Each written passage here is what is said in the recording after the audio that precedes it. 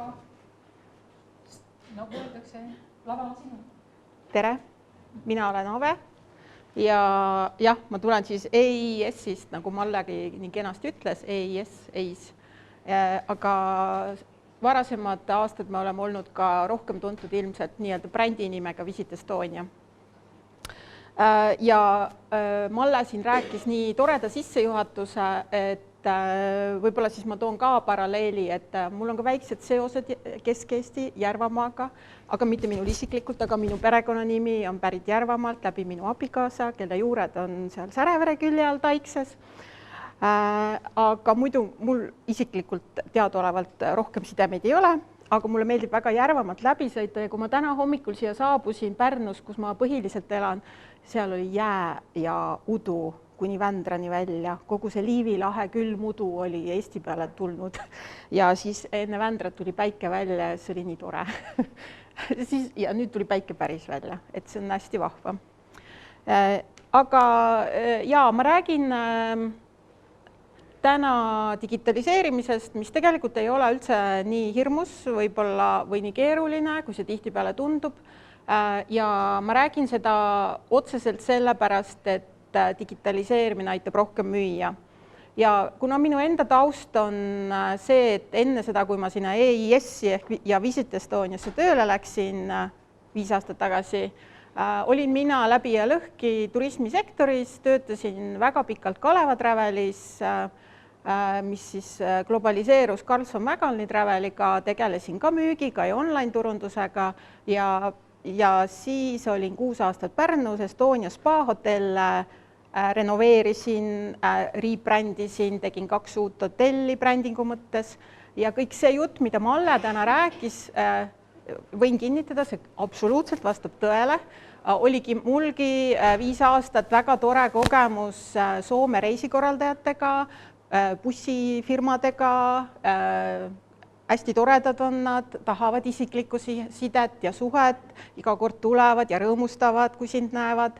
Et kõik see, jah, et see Mallel oli see kõik nii ilusasti kokku võetud, et mulle sel ajal ma Malle juttu kahjuks ei sattunud kuulama, ma pidin selle kõik ise avastama läbi oma Soome turu müügijuhi. Aga tulles nüüd tagasi digitaliseerimise juurde, siis miks me üldse digitaliseerime, eks ju, on see, et me tahame rohkem nähtavust. Nagu Mallegi siin mainis, et inimesed, ka soomlased, nii ka kõik muud turistid otsivad infot. See annab meile rohkem kliente. Kes tahab rohkem kliente? Ma ei tea, igaüks ei tahagi, aga kes siin ruumis olijatest tahaks, et tal oleks rohkem külastajaid? Okei, väga hea, siis ma räägin edasi. Ma mõtlesin, äkki mul ei ole mõtet rääkidagi. Ja vähem käsitööd. Mulle meeldib ka käsitööd teha, aga mulle meeldib, kui see on nagu selline mõtestatud ja efektiivne. Käsitöö on minu jaoks telefonile vastamine ja e-kirjadele vastamine. See kõik on tore, see on personaalne, aga kui ma tahan rohkem müüa, siis mul ei ole aega selleks. Ja võib-olla, et see aeg, mis ma muidu peaksin helistama ja e-kirjadele vastama massiivselt, ma palju parema meelega suhtleks nende toredate külalistega, kes siia tulevad Eestisse, nii Soomest, Lätist kui kuskilt mujalt. Ja kuidas siis rohkem müüa, kui me digitaliseerime, siis tekib online broneerimine ja müük toimub 24/7 iseenesest. Kellel rohkem, kellel vähem, aga mingis osas üldiselt kõik ettevõtjad saavad seda niimoodi endale ära korraldada. Ja see tähendab siis seda, et klient saab kohe kinnituse ja vähem on seda administratiivset tööd ehk siis seda käsitööd. Ja miks see siis praeguses hetkes on hädavajalik, sest turistid, kes siia tulevad, nad soovivad ju broneerida kohe ja mugavalt veebis, ikkagi enamus juba soovib tänapäeval. Nad ei soovi helistada, eriti kui on keelebarjäär, eks ju. Ise ka me välismaal reisides väga ei taha helistada kuskil Hispaanias või Prantsusmaal. Tahaks kõik niimoodi kuidagi ära teha, et sa äkki vajad sul Google Translate'i kasutada või midagi.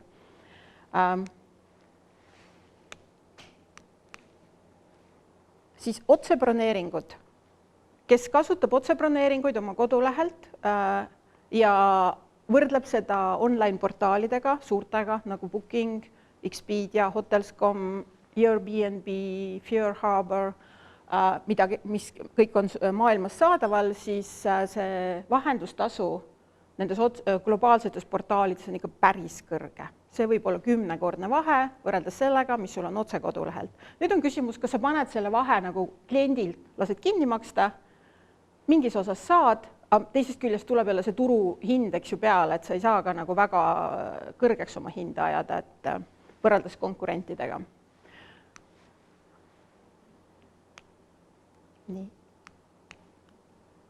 Ja mis on hästi oluline selle online broneerimisega on see, et teil tekivad andmed, mis tegelikult tähendab seda, et kuskile sinna ekraani aknasse salvestuvad kõik külastusandmed, ajalooline tõde, kes on teil käinud, millal on käinud, nende selline ostuajalugu ja see annab tegelikult väga palju võimalused, näiteks et hästi oluline, nagu Mallegi ütles, et soomlane, ta tahab jälle tulla, ta tahab olla kursis.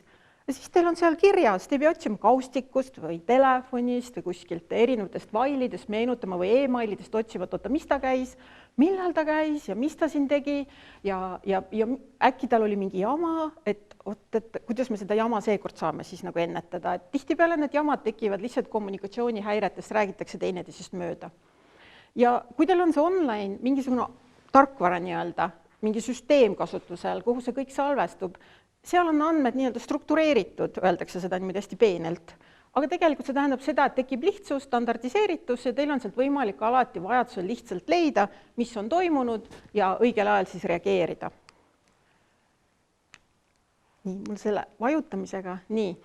Aga lähme siis selleni, et kuidas alustada, et kui teil üldse midagi ei ole ja kui te ei ole selle peale üldse mõelnud või olete ainult natukene mõelnud, siis ma soovitan, nüüd pani käima kohe. Kuule, see kleeb kinni.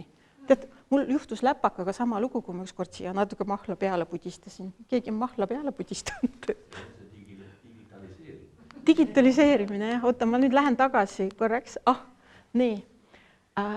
Võib-olla ma lihtsalt olen liiga kiire, et see on natuke aeglasem. Ehk siis ilmselt te teate, et meil on olemas Puhka Eestis turismiveeb. Ka Malle ütles, et hästi oluline, et te oleksite seal oma teenustega olemas. Seal on ka päris palju sellist infot, mis on, me nimetame seda, eks ju, turismiprofiveebiks, mis ka uudiskirjaga siis saadetakse regulaarselt 1-2 korda kuus erinevaid uudiseid, mis siis Visit Estonia ja EIS on turismiettevõtetele pakkumas. Ja eelmisel aastal valmisid sinna sellised uued päris vahvad videod. Mina ise ei ole ka ise õppimise usku väga, aga need ma siis organiseerisin koos 2 mentorkonsultandiga, kes on digitaliseerimise spetsialistid, kes on turismiettevõtetega tegelenud ja sellised lühikesed videod, mis on YouTube'i üles pandud, mida saab siis vaadata ja kus on siis sellised mingid temaatilised, praktilised soovitused kuni selleni välja, et seal on ka tarkvarade vihjeid toodud, et kui sa oled selline ettevõte, siis võiks olla sellest kasu. Muidugi iga ettevõte on isemoodi, ühte imelist tarkvara, mis iga ettevõte kõik mured korraga ära lahendab, seda muidugi ei ole, sest see maailm on liiga keerukas. Aga et kuskilt alustada, siis ma soovitan neid vaadata, et võib-olla saate sealt mingit inspiratsiooni. Nii. Kui te nüüd olete natukene rohkem edasi jõudnud ja te tunnete, et teil juba nagu midagi on, aga et tahaks nüüd selle asja ikkagi päris valmis mõelda, kuidas oma ettevõttes kõiki neid asju nagu üles ehitada, siis meil on 3. aasta juba turismiettevõtetele saadaval selline teenus nagu digimentorlus. Digimentorlus on siis, see on teenus, see ei ole toetus. Võib-olla, et kes on toetusi taotlenud, teab, et see on päris keeruline protsess. Seal peab selle e-toetuste keskkonnas, eks ju, taotluse täitma, hästi palju bürokraatiat, faile, projekte kirjutama. See on teenus. See tähendab seda, et see on selline sujuv, büroovaba. Ja selle teenuse eesmärk on see, et teil tekiks digiselgus. Ehk et digiselgus siis tähendab põhimõtteliselt seda, et te saate endale mentorkonsultandi, sest see on ettevõttepõhine. Seal on ette antud valik. Need on inimesed, kelle me oleme ise välja valinud, kelle puhul me teame, et nad teevad kvaliteetset tööd. Ja see ettevõttepõhine tähendab siis seda, et teil on siis 30 kuni 100 tundi selle mentori aega kasutada. Ja selle töö tulemusena valmib digitaliseerimise teekaart, mis on siis tegelikult üks dokument, kuhu pannakse asjad kirja. Kuidas teil praegune olukord on, kuidas võiks olla ja kuidas selle võiks olla olukorrani jõuda, ütleme siis nii. Ja mis on hästi oluline, see on paindlik teenus, mis tähendab seda, et tundide arv on paindlik, kui te algul arvate, et teil läheb miinimum 30 tundi ja tekib töö käigus vajadus, et läheb ikka rohkem, siis saab tunde juurde. Kui tundub, et tegelikult ei lähe nii palju, kui algul arvasin, et arvasin algul, et 100 tundi panen kohe ära, et igaks juhuks, siis tegelikult kui läheb vähem, siis läheb vähem. Ja selles mõttes ka ajaliselt te saate omas tempos liikuda. Küll mõned sellised numbrilised piirangud loomulikult on, sest igal asjal peavad olema raamid. Ehk nagu ma siis mainisin, et see maht on miinimum 30, maksimum 100 tundi. Esimene kohtumine peab toimuma siis sellest kokkuleppe tegemisest 1 kuu jooksul ja kogu periood on 5 kuud ja on vajadusel võimalik ka seda pikendada. See tavaliselt on juhtunud siis, kui tuleb suvi peale ja suvel on kõigil väga kiire, võib-olla ka mentorkonsultant tahab ise tegelikult puhata ja siis suvel tehakse paus ja sügisel tehakse edasi. Seal on oma osalus, päris tasuta muidugi ei saa, sest ilmselt ettevõtjatena teate, et tasuta asjad ei toimi. Seal on oma osalus, kui varasemad aastad oli see 10% mentorkonsultandi töö hinnas, siis nüüd on ta 15%. Ja see kehtib siis ettevõtetele, kes ei asu Tallinnas ega Harjumaal äriregistri andmete järgi. Et see ei ole väga kallis minu meelest ka väiksemale ettevõtjale, et kui näiteks võtta 30 tundi, mis on miinimum tundide arv, ja see on meil sellepärast pandud, et alla 30 tunni tegelikult jääb töö ikkagi ka väiksel ettevõttel poolikuks. Ei jõua lihtsalt ära teha, et võib-olla ettevõt ise arvab, et ma saan siin 20 hakkama. Tegelikult ikkagi ei. Aga kui see on näiteks 30 tundi, siis ettevõtte enda kulud on sellisel juhul, kui ta on nagu nii-öelda regionaalselt väljaspool pealinna piirkonda 661,50 eurot on siis see puhaskulu, ilma käibemaksuta. Ja siis ülejäänud kulu kannab EIS, ehk EIS maksab ülejäänud selle kulu sellele mentorkonsultandile kinni, aga teile siis määratakse selle eest muidugi VTA-d. Kes teab, mis on VTA? Jah, kes teab, see teab. See tähendab lihtsalt seda, et teil on nagu, see on Euroopa Liidu selline büroteema, enamusel ettevõtetel peaks praegu seda VTA-d olema, sest seda aasta või paar tagasi suurendati seda limiiti, aga sellesse praegu ei lähe. Ma arvan, et see üldiselt ei tohiks takistus olla. Nii. Lähme tagasi. Ja kui te nüüd tunnete, et teil on seda teenust vaja, siis sellesse teenusesse on vaja lihtsalt üks veebivorm ära täita EIS-i veebis, kus on see digimentorluse teenuse kogu info olemas. Lihtsalt üks veebivorm ära täita ja sealt siis meie võtame üle ja toimetame ja meil on selleks hankepartner, kes siis hakkab teiega suhtlema. Aga seal ettevõtetel on ikkagi ka teatud kriteeriumid ja elu on näidanud, et need on vajalikud sellepärast, et kui liiga väike ettevõtja tuleb, siis ta tegelikult, see on olnud paar korda sellist 3 aasta jooksul, et see ei ole nagu mõistlik olnud ja ta on ise ka aru saanud, et tal ei ole tegelikult mõtet seda ette võtta, et tal lihtsalt ei ole nagu materjali. Siis võib-olla piisab sellest, kui teil on majutusäri ainult, et pange sinna booking.com ja toimib, kui ise rohkem tegeleda ei taha. Aga kui te tahate nagu suuremalt ettevõtet ikkagi, ükskõik kui väike see on ikkagi nagu tervikuna arendada, siis ettevõttel kõige olulisem on muidugi see, et teil oleksid oma teenused Puhke Eestis andmebaasis kirjas, kus on need turismiteenused. Kui te olete turismiettevõtjad, siis te peaksite seal ilmselt olema ja te peaksite teadma, mis asi see on. Ja siis on sellised tingimused, et 2 eelmise majandusaasta keskmine müügitulu on vähemalt 50 000 või eelmise aasta oma 100 000. Ja töötajate arv eelmisel aastal vähemalt 3 või siis olete tegutsenud 24 kuud ja nendest 3 siis 2 peaks olema täidetud. Sellised tingimused, aga ma usun, et See kõik on jõukohane kõigile neile, kes on sellest huvitatud, siis infoks, et kui te tunnete, et see on teie jaoks, siis ma soovitan see kiiremas korras see taotlus seal veebivorm ära täita, avaldada soovi, et me saaksime teid järjekorda võtta, et seal on nagu üks asi on see, et need mentorkonsultandid, keda me seal pakume, nemad on Eestis väga hinnatud, nende kalendrid on täis, neil tuleb ette aega planeerida ja teisest küljest praegu on väga suur muudatuste aeg nii EIS-is kui ka Eesti Vabariigis tervikuna avalikus sektoris, et me iial ei tea, millal otsustatakse mingi muudatus teha. Ka mõne teenuse osas, et praegu see teenus on värskelt jälle avatud, ehk ma hankisin uue eelarve sinna peale ja uued partnerid on uue hooga alustamas, et sellepärast, et ärge siis seda edasi lükake, kui te tunnete, et teil on huvi see sellel aastal ette võtta, siis soovitan see taotlus ära täita. Nii, aga nagu ma ütlesin, et see on meil mitu aastat olnud, et ma siit võtsin mõned hästi toredad tagasisidet ettevõtjatelt, et see on 5 pallisüsteemis, me alati küsime tagasisidet, eks ju, teenusele.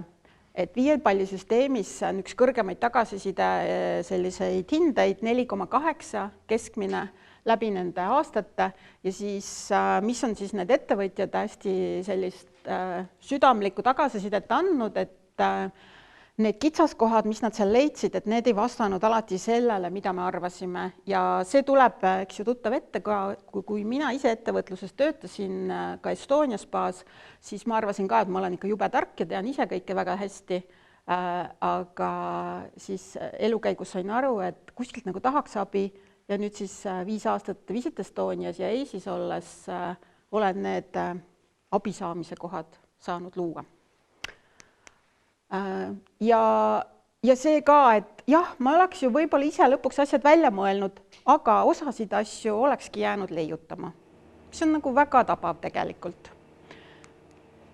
Ja sain palju rohkem teada sellest, mis meie majas juba olemas on ja samuti selle, mida edasi teha. Saime tänu sellele mentorlusele ka rahastuse, et jõuda uuele tasemele. Ehk siis raha on ka oluline. Ja ma kohe siit näitan ka seda, kus siis selle digimentorlusele lisaks on võimalik saada ka nii-öelda rahalist toetust. Aga võib-olla ma korra ennem panen nii, ma ootan korra sellise nimekirja ettevõtetest, kes on selles teenuses käinud, siis siin on, ma olen päris kindel, et siin on ka mõned järvama ettevõtted, aga ma praegu väga, kuna neid on palju. Jah, et ma ei hakka neid ette lugema, aga et saate ise siit silmaga haarata, aga ma olen päris kindel, et nad kõik tegelikult soovitavad seda teenust, kui te kahtlete. Nii, aga kuidas siis edasi? Raha on ka oluline.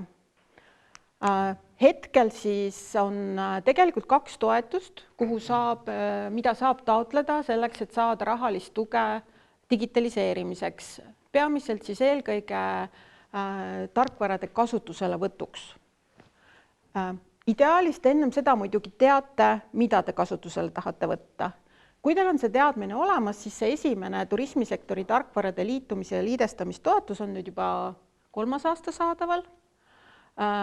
See on üsna bürovaba toetus, julgen öelda, enamus ettevõtjaid ikkagi, kui mitte kõik, on selle ise suutnud e-toetuste keskkonnas selle taotluse ära esitada, ka kõige skeptilisemad on ikkagi lõpuks öelnud, et on jah bürovaba ühe toetuse taotlemise kohta, kõik on suhteline. Aga see on selline lihtne toetus ja ma pärast näitan pikemalt ühe slaidi ka, et kus on need summad ja kõik asjad kirjas. Nüüd hiljuti EIS avas ka hiljuti selle teise tarkvara kasutusele võtmise või liidestamise toetuse, mis on, seal ei ole turismiettevõtete piirangud, see on kõigile ettevõtetele. See on, toetuse summa on väiksem, see võimaldab teatud asju nagu ka finantstarkvara ja sellist laia skoobiga tarkvara. Seal saab ka diginõustamist võtta. Seal on natuke rohkem bürokraatiat. Et kui te olete turismiettevõtted, siis ma alati soovitan esimesena seda esimest vaadata. Kui teil on plaan olemas, mida te teha tahate, et saada tuge riigilt, et siis see esimene on teile lihtsam. Ja nüüd ta vist kiilus kinni jälle. Ahah, lihtsalt toetuse edasine taotlemine ei ole kohustuslik peale digimentorluse läbimist ja nende toetuste puhul ei ole kohustuslik ka omada seda digitaliseerimise teekaarti, mis valmib digimentorluses. Pigem on see suhtumine või mõtteviis selline, et digimentorluse teenus on see, kus te mõtlete valmis, mida ja kuidas edasi teha ja kui te siis tunnete, et teil on rahalist tuge vaja, siis selleks on ka võimalused olemas praegu. Ja näitangi lühidalt siis sellest turismisektori tarkvarade liitumis- ja liidestamistoetus. Suurim toetus on seal 20 000 eurot, toetus kui selline, minimaalne 2000 eurot ja see toetus on kuni 70% ja enamus projektides on ta nii läbi läinud, ta on VTA-ga seotud. Ehk siis omaosalus 30%, väga hea diil. Ja see toetus makstakse välja pärast projekti elluviimist. See on selline lihtsustatud menetlemine, kus pärast kuludokumente ei ole vaja esitada. Kes on toetustega kokku puutunud, võib-olla enam-vähem saab aru, mis see tähendab. Mina ise ei ole ühtegi toetust eluses taotlenud, aga ma olen nüüd näinud, kui keeruline see on. Ja selle toetusega me siis annamegi toetust tarkvaraga liitumisele, ja see tarkvara siis võimaldab automatiseerida ja digitaliseerida turismiettevõtte tööprotsesse. Ja selleks on spetsiaalne tarkvarade nimekiri, mis on ka veebilehel kirjas. Soovitan seda nimekirja ka vaadata inspiratsiooniks, me oleme siin päris palju asju kogunud. Ega see ei saa keelata ühtegi tarkvara, nagu et eelistada, kui ta on vähegi seotud turismiettevõttega ja turismiettevõttele kasuliks, me paneme ta sinna nimekirja. Ja kui te juba olete sealmaal, et teil juba on tarkvara ja mitu ja tahate neid omavahel liidestada ehk panna nad omavahel suhtlema, et andmeid ei peaks käsitsi ühest aknast teise kopeerima, siis on võimalik selle toetusega ka sellist liidestamist teha, et saada sealt kuni 70% siis riigilt tuge. Ja milleks siis ei saa, igaks juhuks see ka, et kui teil on juba tarkvara ja see on lihtsalt hapuks läinud juba aastaid ja uuendamata, siis selleks me raha ei anna. See tuleb oma rahadega korda teha. Küll aga saab uute funktsionaalsuste kasutuselevõtuks, et kui teil on mingi tarkvara, tahate mingit uut funktsionaalsust võtta, siis see on küll lubatud. Riistvara ka ei saa. See on puhtalt tarkvara, eks ju, riistvara on kõik see arvuti ja siis tihtipeale ukselukud ja kõik need ekraanid, et see ka ei ole abikõlblik. Selleks meil nii palju see raha ei ole Euroopa Liidult saadud, et seda kõike kinni maksta. Ja see toetus ei ole mõeldud ka veebilehtede tegemiseks, otse välja öeldes, ja eraldi mobiilirakenduste loomiseks ja uue tarkvara arendamiseks. Aga hästi oluline on seejuures siis see, et tihtipeale, kui te võtate kasutusele mingisuguse tarkvara, kus tekib online broneerimine, siis see ei ole nagu keelatud. See on täiesti abikõlblik nii-öelda. See on lubatud selle toetuse raames, sest et see online broneerimismootor, see tekib koos selle tarkvaraga. Tarkvaras hakkavad tekkima andmed ja sealt tekib see otse kodulehe online broneerimine. Ja neid välistusi on seal veel, aga see on selline, mis on määruses. Ja siis viimaseks, et äri ikka jätkusuutlik oleks. Tänasel päeval, kus meil on AI peale tulnud ja kogu see tehisintellekti teema ja tohutu küberrünnakute teema, mis meie ümber on, siis tegelikult teie kui turismiettevõtjad, teil on ju andmed ja see küberturve on hästi oluline tegelikult. Ja eelmise aasta lõpus me tegime sinna Turismiprofi veebi ühe sellise püüdsime hästi inimkeelselt ja lihtsalt kirja panna turismiettevõtte vaatest, mis küberturve on ja mis ta ühe turismiettevõtte jaoks tähendab. Ma väga soovitan, võtke see pool tunnikest ja visake sinna pilk peale, ehk leiate sealt mingisuguse kasuliku vihje, sest see küberturve on päriselt teema. Just eile ka pöördus minu poole üks ettevõtja Lääne-Eestist, kes kurtis, et tal kodulehel ükski online broneerimisvorm ei tule enam läbi e-mailidele. Ehk et see WordPress seal taga oli lihtsalt küberrünnakutega umbelastud. Ja tundub, et see on väga levinud. Ka Eestine majutus nagu Zone teate ja Telia, kes majutavad teie veebilehte koos kõikide nende andmetega ja infoga, mis seal on. Nad on ise ka nii-öelda rihma hästi pingule tõmmanud ja kui sealt ikkagi läbi veebivormide hakatakse mingisuguseid kahtlaseid tekste saatma, siis nad tihtipeale lihtsalt blokivad ära, te isegi ei pruugi teada seda. Te arvate lihtsalt, et keegi ei telli. Aga tegelikult ühel hetkel kliendid hakkavad helistama küsima, et kuulge, aga ma tellisin veebivormi kaudu, et miks te ei vasta. Ja siis sealt WordPressi admini poole pealt on võimalik näha, et tõepoolest on tellitud, aga seal on ka selliseid sisestusi, mis on siis tekitanud selle blokeeringu. Ehk siis see kõik on see küberteema, küberturvalisus ja vaadake oma veebilehed üle, et kas seal ikka on see secure HTTPS, et järgmisel hetkel teie veebilehelt mingi, mis iganes veider info vastu ei vaataks. Vot. Aga see oligi kõik hästi kiiresti ja rääkisin ka üle vist. Aga noh, pole hullu, ma ei tea. Kas keegi soovib veel midagi küsida? Kas te oskate tuua ka mingi hästi lühidalt mingi näite, et üks ettevõte, kes siis on tulnud sinna selle digiteekaardi tegemisse, et 30 tundi, kust, nagu, millest ta siis alustas ja millega ta siis lõpetas või et mis see siis on, mis ta nagu sai või? Ma pean siis selle ettevõtete nimekirja siia ette panema, et äkki ma siis niimoodi inspiratsiooni saada. Siin on paljud selle digimentorluse läbimisel on vahetanud välja üldse oma põhitarkvara, need, kellel juba on. Eelkõige on need siis majutusettevõtted. Siis on ka selliseid, kes on üldse alustanud mingi tarkvara kasutamist. Ma tean, et Narva Muuseum, kes läks kaustikust tarkvara kasutamisele üle. Ükski tarkvara ei hakka ise tööle. Ja teie kui ettevõtjad tegelikult peate selle ikkagi põhitöö ise ära tegema. See mentor-konsultant, kes teil on, ta ei tee teie eest ära seda juba ainuüksi sellepärast, et ta ei tunne teie äri. Sest tihtipeale alustaval ettevõttel tuleb kõigepealt ka oma teenust standardiseerida. Ehk et ei saa nii, et üks päev otsustan teha nii ja teine päev naa. Kui te tahate online'is müüa, see tähendab mingeid müügilubadusi ja siis tuleb juba sellest alustada. Aga kui ma vaatan veel, et jah,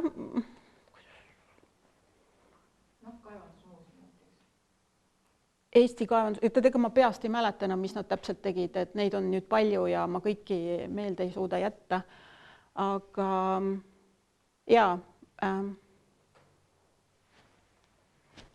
ma tean jah, et paljudel on tekkinud ka online broneerimine selle tulemusena. See on Eestis muidugi lihtne, kui keegi on Pouki kasutusele võtnud, et vist on kõige levinum. Kas keegi on siin Pouki kasutaja?